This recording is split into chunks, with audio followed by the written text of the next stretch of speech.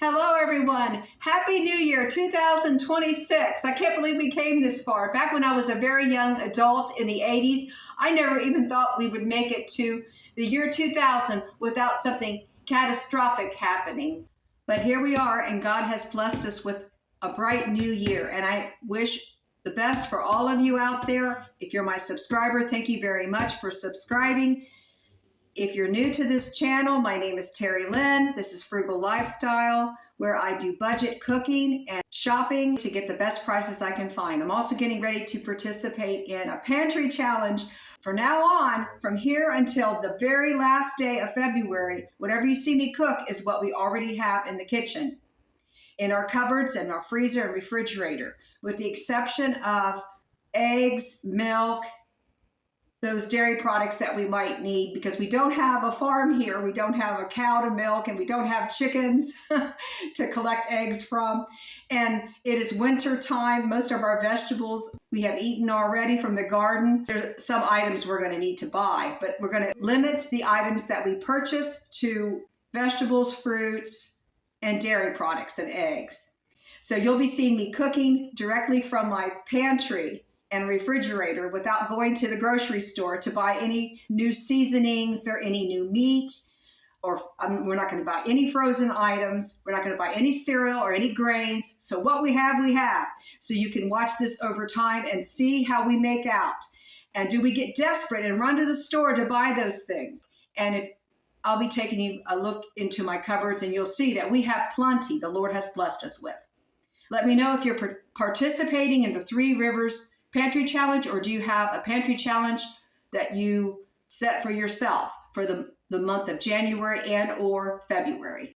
Now today I do have some cooking to do. I was going to make sauerkraut, but that takes time to preserve in the refrigerator. I should have made it by now. So my husband said he would prefer that I cook a roast in the crock pot with cabbage, potatoes, and carrots and onions. So that's what we're going to do. We're going to do some crock pot cooking, and then we're going to cook up some appetizers that will be good for this New Year's Day. First, we're going to cut up our cabbage and other vegetables, carrots, potatoes, red onion, and I've even got some garlic cloves that we're going to put in.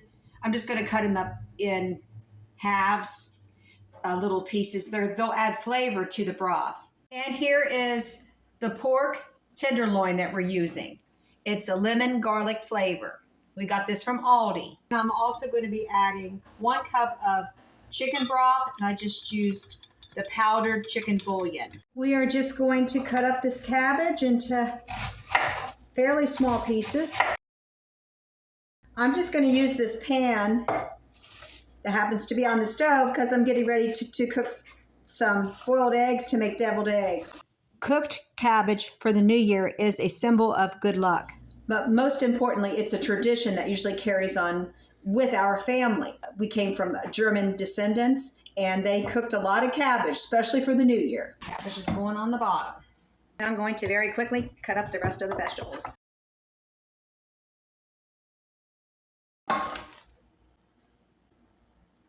And the roast goes on next, and the broth is optional. Or you can just use half a cup if you like. Now I'm going to turn this timer on high and put the lid on the crock pot. And this will cook for 2 to 4 hours. I estimate it should be done in 3 hours. I'll be checking it periodically. I'm going to do an easy snowflake cookie.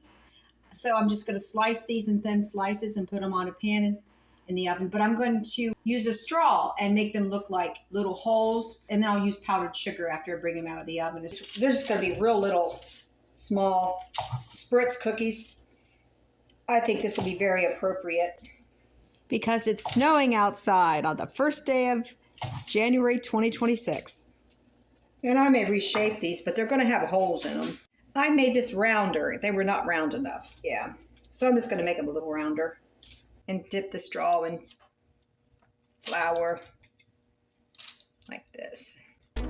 So I found the strength to say it was harder than catching the moon. And when the words fell out, go down real like that and pick up the dough into the straws. Then you squeeze the dough out and dispose of it that's in the straw.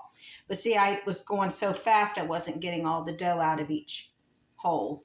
But these should look like snowflakes after I bring them out of the oven and put powdered sugar on them. I took the cookies out of the oven after about 8 minutes. Powdered sugar, I have them on a rack to cool. The pan's on a rack to cool. We'll let these cool for a little longer. They actually turned out better than I thought they would, but to me they look like doggy paw prints, which is fine.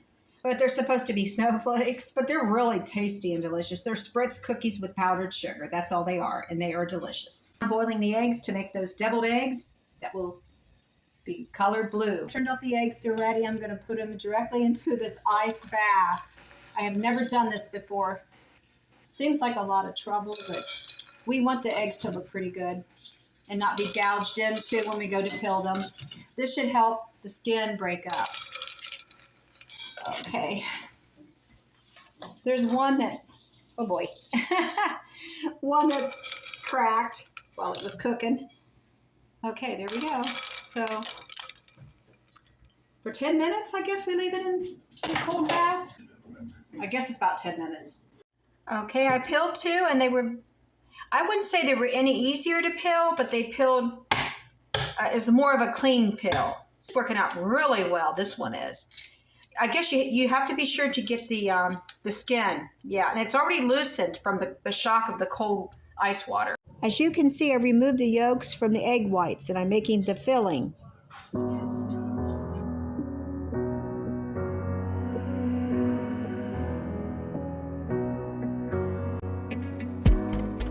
So I found the strength to say it was harder than catching the moon. That just got my egg dye. I'm going to use a large soup bowl full of, it could be lukewarm or cold water. I made these recently at Christmas time, so I'm going to go through this a little faster, but you can look back at that video also. It's in the thumbnail. There's different colored deviled eggs. They're green and red.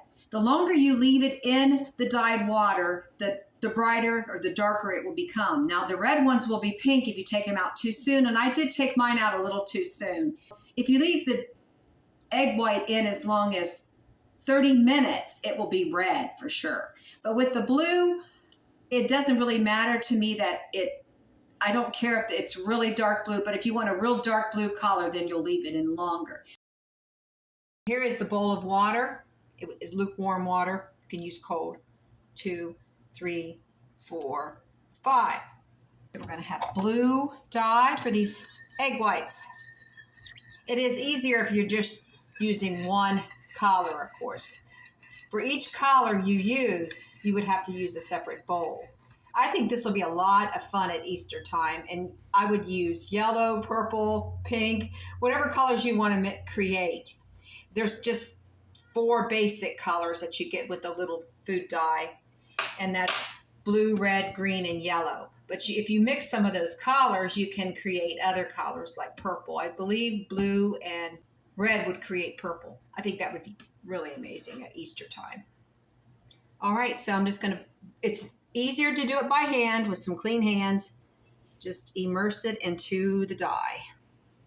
Immerse the eggs into the food dye. Some of them float on top and some of them sink to the bottom, and I don't have any idea why. I'm just going to turn these over, some of them. I don't know. I think they'll get dyed no matter what, even if it's floating to the top. Okay, that should do it. That should do it. So we're going to wait about 15 minutes. Just to see how dark they would get, I left them in there a whole half hour, but it's not necessary. But look how dark they are. This is so cool.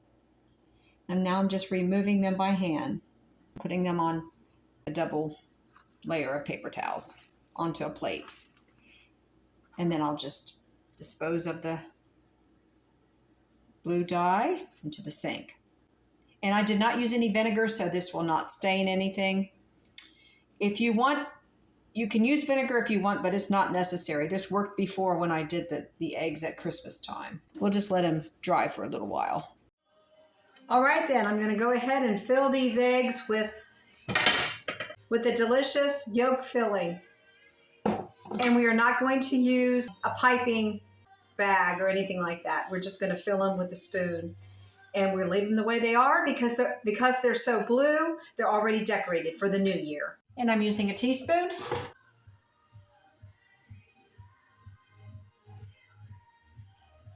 And it's easier just to pick it up with your hand and do it than to lay it down.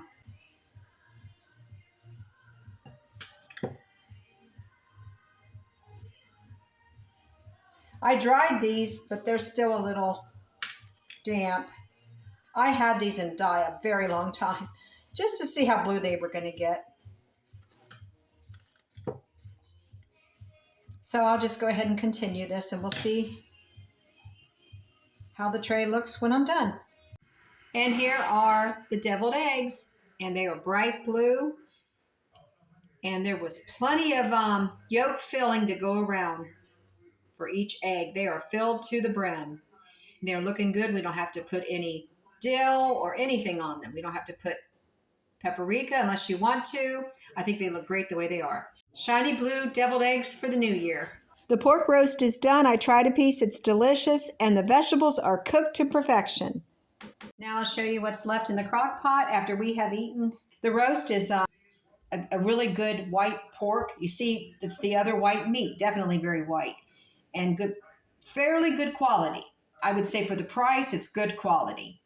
Compared to what we had from Giant Eagle on Christmas Eve, this is not as tender, but it is very good. And there's plenty of liquid and plenty of cabbage down there. And the cabbage, oh my goodness. And I could taste the garlic too that I put into this. The cabbage was amazing with the potatoes and the carrots and then a little bit of pork blended in because I cut my pork up very finely. And everything together was just made a marvelous meal. We have one more appetizer to do. I'm going to do this as part of our lunch tomorrow because it's getting late. And the time just went really fast today. I got up later than usual. We were up very late celebrating the new year. We just watched TV, but we saw a lot of good entertainment on TV, including Wicked. And if you watched that, let me know, the Wicked celebration. It was like a play, a musical they did, the actors from Wicked. It was a lot of fun and it was amazing. Found the recipe online. It's almost identical to what I made years ago. I believe it was from a Betty Crocker cookbook. I don't have it any longer, that cookbook, but those tuna puffs. You make the puff pastry on the stove, and then you fill them with the tuna salad, just any kind of tuna salad, however you want to make your tuna salad, and you put them in the oven and bake them off. So I'll be showing you that coming up next, but that will be tomorrow for lunch. Thanks for watching today. Hope your new year brings you love, joy, and prosperity. May many blessings come your way. I'll see you on the next one.